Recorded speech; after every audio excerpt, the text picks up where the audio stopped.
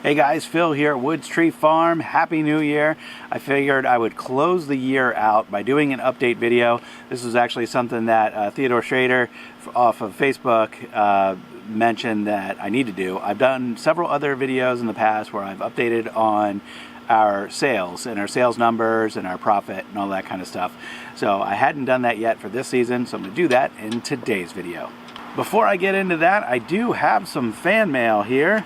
So this package here was sent to me by someone that I had a conversation with a couple months ago now, but this happens pretty regularly. People email us or message us on Facebook or whatever and ask for some additional guidance or ask for a phone call to talk through whatever it is they're talking through. In some cases it's been people starting their own Christmas tree farm. In some cases it's been people looking to start selling Christmas trees and they want to get our thoughts and feedback on that.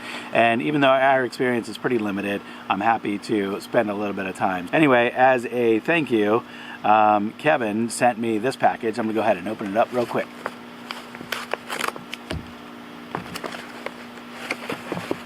It's fabric. Alright, cool. Got a t-shirt. Oh no, long sleeve tee. Greenville Christmas trees. Awesome. Kevin, thanks so much. I'm going to wear it for sure. And I do like long sleeve tees. So this year, at the beginning of the year, we set out with a Christmas season goal to end up in the 5 figures of total sales. So over $10,000 was our goal. Last year we were well short of that, but we knew that's where we were going to end up just given the number of trees that we had available. Last year, and I mentioned this in previous videos too, we didn't do much in terms of add-on sales. All we really had were a few wreaths available and that was it. This year, and I covered this in my tree lot overview video, we had lots of other things as add-on sales. We had our homemade ornaments, we had Woods Tree Farm coffee, we had a number of other decorative items. My wife made some centerpieces, we had decorated pine cones, painted sticks, and a handful of other things. And we also had considerably more wreaths and swags available than we did last year. We mentioned to every customer that, hey, you should check out this, the other stuff that we have for sale in the tent, and we were really pushing for people to do the add-on sales, and it helped dramatically. Another big change this year for us was we used the Square point of sale app. So all of our merchandise we were able to add in here, and it made keeping track of everything a lot easier. And the Square app lets you keep track of cash sales, check sales, and card sales. And of course it can process the cards for you through the app. That's what Square does. But being able to use the point of sale app let us easily run reports on our total sales. So one nice thing that you can do within the Square app is see exactly which items you sold and how many of each item and how much revenue that represented. So it's pretty cool. When we open that up, you can see everything that's in there, each individual item, and the gross sales for each thing. What surprised me though were several of the add-on items were considerably higher than I expected to be.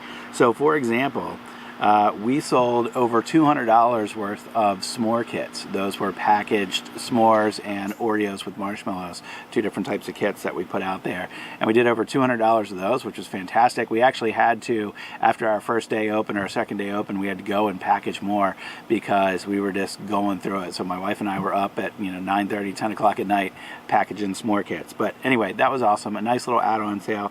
The other surprising thing was the Woods Tree Farm ornaments. So we took leftover trees from last year, and I had a whole video on this. We took a leftover tree from last year, cut all its branches off, cut it into slices, let it dry out, sanded it, and then stamped it with different decorative stamps. And we did where'd it go?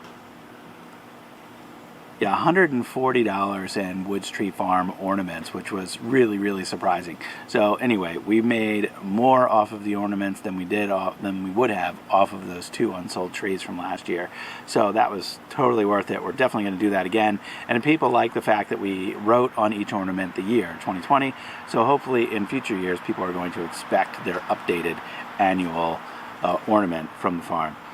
So those were kind of the surprising things. We did sell a little bit of merchandise. There were a couple hats that were sold. There was the reindeer food that our kids made. We packaged up these little packages of reindeer food, and that was actually a little incentive for the kids. We let them keep the money from that sale and they were really enjoying kind of pushing people to buy the reindeer food.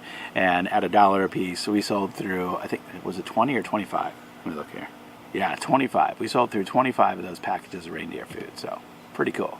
So we'll get to the final number here. How much did we make this Christmas season? Our final sales tally was $11,600, and that goes against our total costs of $5,100. Now, I did make some additional investments. These are things that we'll be able to use year after year. So, for example, I spent $1,000 on a shaker. I spent about $300 on lighting. And we bought the tent. We actually bought 2 tents, but one of them we're going to get rid of. And anyway, so we made some investments, but those things I don't really factor into this like net profit number here. Our net profit is right around $6,500. All right, so that's where we ended up, $6,500 net profit on $11,600 in sales. Not bad, considering that really it's only about, what, 3 weekends worth of work. We had 2 weekends setting up the tree lot, 1 weekend selling, and then, okay, 1 more weekend breaking down the tree lot. And that was pretty much it. Not hard work by any means, and pretty good money.